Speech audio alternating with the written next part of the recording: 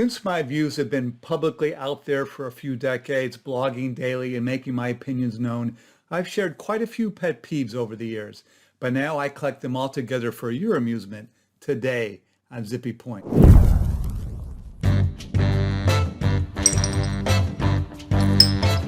I'm Brock Romanek and I'm a big fan of yous. So what is a pet peeve? Wikipedia defines it as a minor annoyance that an individual identifies as particularly irritating to them to a greater degree than would be expected based on the experience of others. Apparently it's a term that dates back 100 years to a comic strip that ran in the Chicago Tribune called The Little Pet Peeve. So bearing in mind that my pet peeves, personal to me, irritating to me to a degree greater than it would be to an average bear, here are 10 of them in no particular order. 1, it drives me crazy that the pair of major proxy season documents, the proxy and the Form 10-K, have different years assigned to them.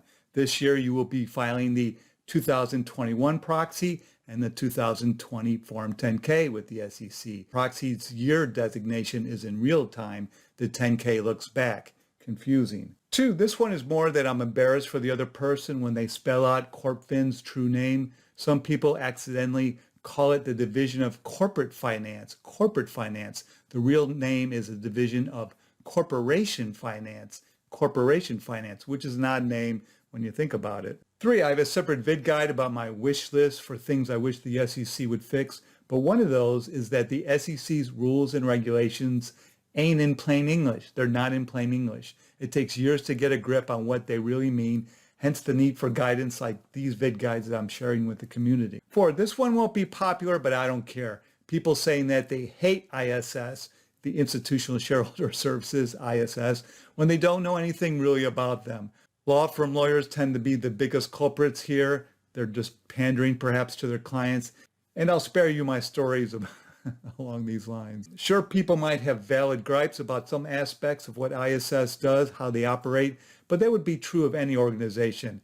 On the whole, ISS does a great job, and our governance practices would still be stuck in the 19th century, most likely without them. 5, knee-jerk reactions on rule proposals. Stock option expensing will be the end of the world.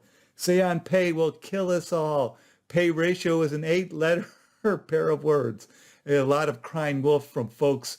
It's not a good look. 6, I have a separate Vid-Guide about this one. People using their formal names on their firm bio, on their LinkedIn profile, on anything they write, but they go by a more informal name.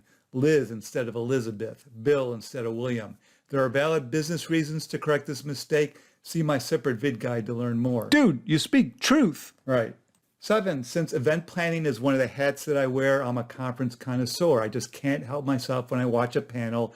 I'm evaluating it, measuring it against its potential. One of the things I despise is when the panel is introduced formally, a full bio is written out and read. It's just much better to leave it as a phrase or a sentence. Joan is the general counsel for Bionicle Corporation, where she's been for the past few decades.